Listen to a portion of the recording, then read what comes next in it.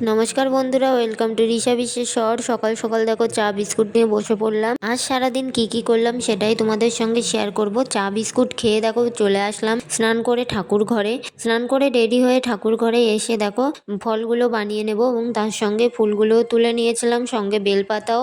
এবার গোপু সোনাকে ঘুম থেকে তুলে স্নান করিয়ে দেখো সুন্দর করে এবার সাজিয়ে নেব। তার জন্য দেখো মালাগুলো পরিয়ে নিলাম এবং তার সঙ্গে চুলটাও পরিয়ে দিলাম এবং সঙ্গে মুকুটটাও দিলাম, আর ছিল বাঁশি সেটাও পরিয়ে দিলাম।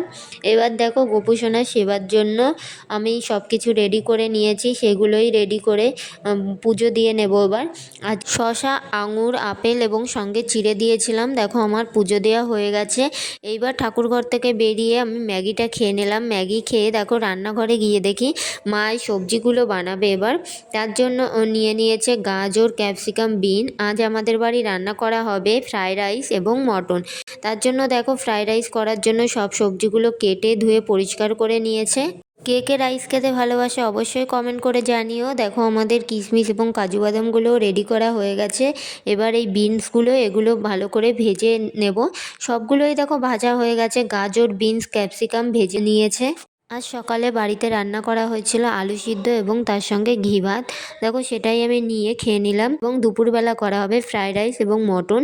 খাওয়া সেরে রান্নাঘরে এসে দেখি মা মটনটা রেডি করছে। মটন রান্না প্রায় হয়ে গেছে। এবার মা রান্না করে নেবে ফ্রাইড রাইস। তার জন্য দেখো ভাতটাও নামানো হয়ে গেছে এবং তার সঙ্গে সবজিগুলো সব যে ভেজে রেখেছিল সেগুলোই মিশিয়ে দিয়েছে। মা সব রেডি করে নিচ্ছিল।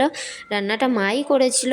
দেখো মটনটা কেমন হয়েছে অবশ্যই কমেন্ট করে জানিও এবং ভিডিওটি ভালো লাগলে অবশ্যই লাইক, কমেন্ট, শেয়ার করো এবং চ্যানেলটিকে অবশ্যই সাবস্ক্রাইব করে পাশে থেকো।